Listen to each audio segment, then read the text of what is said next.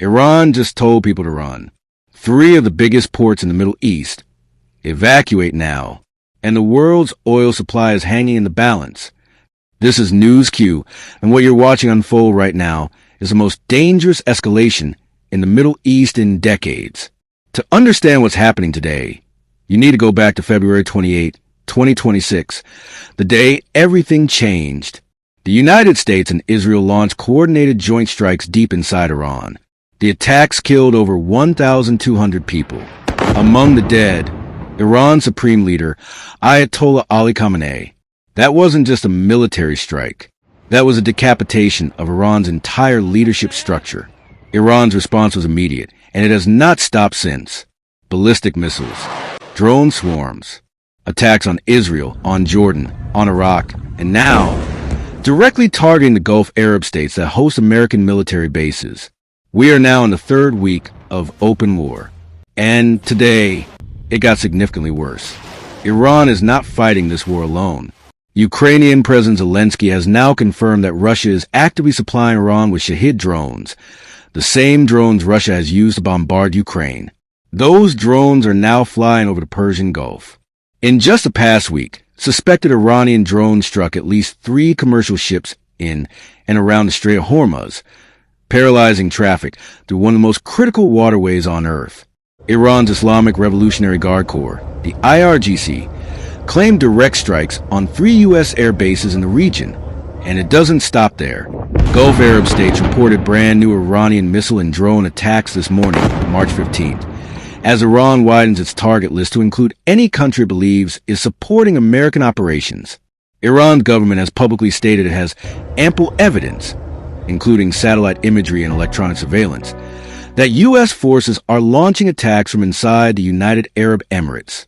That claim is what triggered what happened next.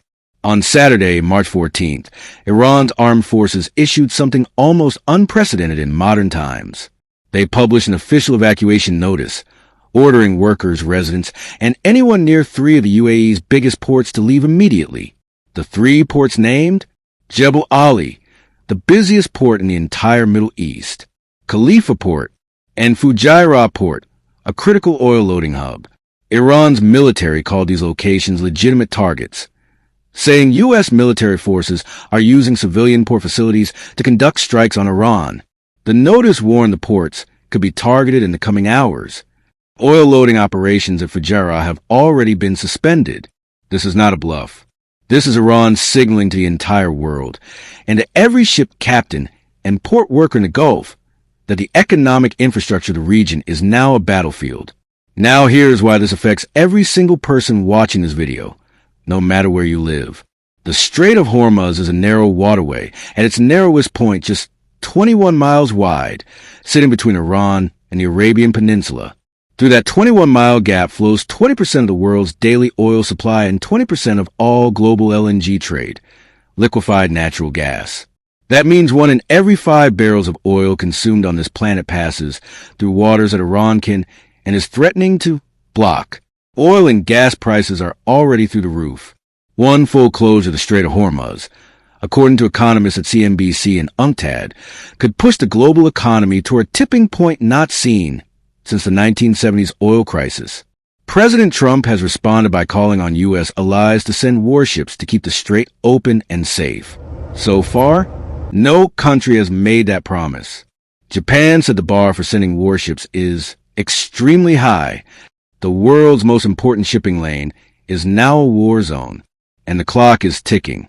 So where does this go from here? Analysts at the Brookings Institution, the Atlantic Council, and The Guardian have outlined 4 possible scenarios. 1. Iran's regime collapses under the military pressure, and a fragile ceasefire is negotiated. 2. The conflict grinds into a prolonged war of attrition, dragging in more countries as Iran continues proxy strikes. 3.